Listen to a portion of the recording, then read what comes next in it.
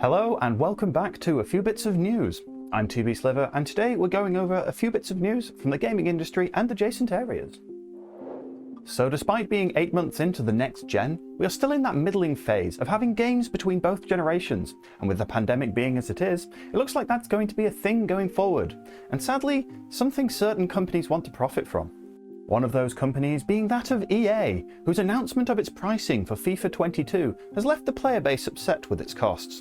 You see, the game itself won't have cross-gen support unless you foot the bill of £90 for its digital-only Ultimate Edition. Otherwise, players are expected to buy the standard version for £60 on PS4 and Xbox One, and then another £70 for the PS5 or Series X version, totaling £130. Which, further looking at the numbers, they're basically charging £30 to allow for the transfer in the first place. This is a quick turnaround from last year's dual entitlement system, with FIFA 21, which was a free upgrade and transferred some but not all player data across systems. The reason is unknown, but due to Sony's push to charge for cross-gen upgrades with Deluxe Edition editions, and EA being EA, it's not surprising. To make matters worse, EA has opted to keep any actual next-gen improvements to those systems, leaving PC players out in the cold. One of those features being Hypermotion, which is a combination of motion capture and AI learning to improve team movement on the fields. This, sadly, isn't new to the PC user base, as last year's game was also using the older gen's version over the newer improvements, and it wasn't until FIFA 15 that the platform even got the latest gen features at all. The PC user base isn't the only platform being screwed over though. There are reports the Switch Legacy version is just another copy-paste job from the last year, with a few names and numbers changed for the 4th year running. EA gonna EA. You know how we said how successful Final Fantasy XIV was last week? Well, it's been a bit too successful. In a good way, mind you. For a short time, there had been reports that Final Fantasy XIV had sold out of digital copies on its storefront this past week, with the internet screaming, "How do you run out of something that's not real?" Well, you sort of can. As simply as we can explain, the keys themselves are security checks as well, which bind to accounts to make sure the account is legit when logging in, so each key has been generated and verified for sale. Square Enix doesn't just do this automatically on each sale for security reasons and just generates a set number of keys for sale per week, based on projected sales over the past weeks and months. Because of the massive surge in uptake of the game, they simply weren't ready for the sales and ran out. At this point, Krem notes that there may be another reason. Square may have just simply stopped the sales due to the server population being too high.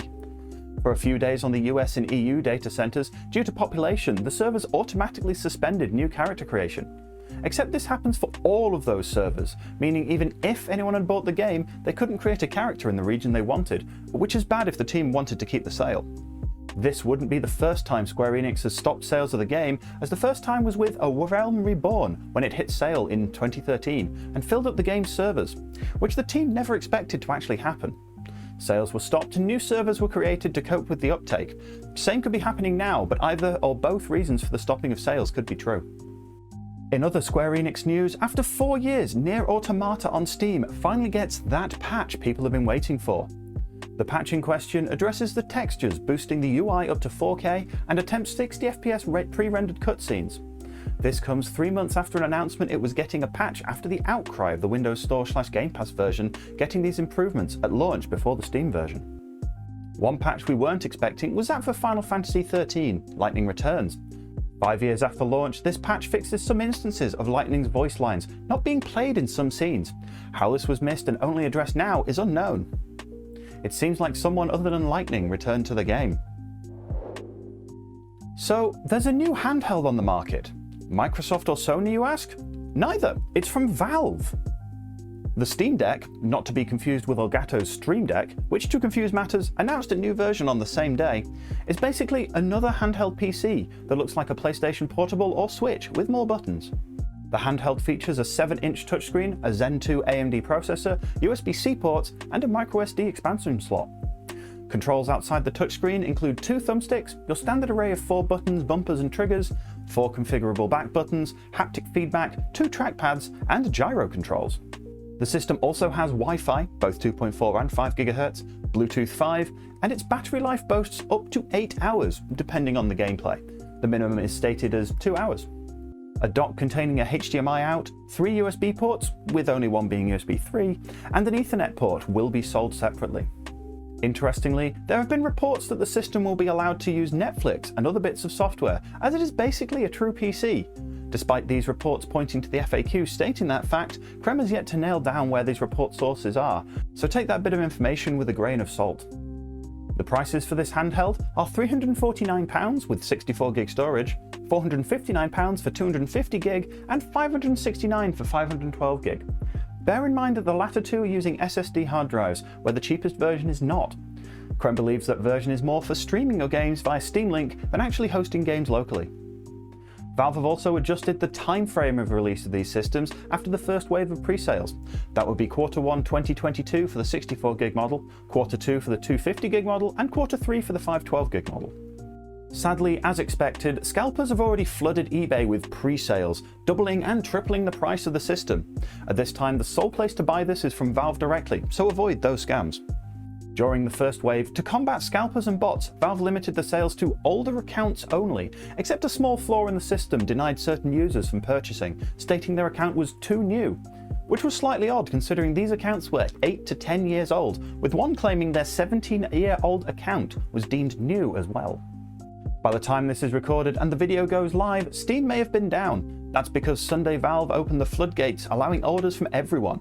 We wish you good luck on your order. Either way, the system should have been called the Game Boy. Top-down ARPG Path of Exile's next expansion 3.15 has been detailed, bringing a new season titled Expedition. The season itself brings the Kalgur to the Isle, asking you to dig up artifacts of their ancestors to discover their fate after leaving for Rayclast, never to return. Oh, by dig up we actually mean blow up areas with dynamite and kill the hordes of zombies of former Kalgur long buried. As well as bringing the Kalgur, who offer 4 different ways to trade your reward from your ventures, 19 new skill gems have been added to the game, this being the largest collection in a while, as instead of having a handful of skills per update based on a theme, these gems are based around the 19 ascendancy classes, the game's high-level class specializations, giving new ways of players to play their tried and tested go-to builds. Further shaking up the game, the team at Grinding Gear have noted that power creep has become a problem as the game grew, with older features and content trivialized by newer systems and skills. With 3.15, this is being addressed. The team states that back in beta, even Act 1 was played carefully, as the wrong skill given to the wrong foe could kill a player outright. These days, due to the power creep, every mod is swatted down as easily as the next. In 3.15, Act 1 will be retuned to challenge the player, but still remain fun, and going forward the same will happen to each of the other 10 acts in each update. This focus on fun over optimization continues with a change to potions and their charges. Currently, high-end players continually mash 1 to 5 to keep potion buffs up in what's known as potion pianoing, which has been noted to not only reduce gameplay fun, but also isn't healthy for the player's hands.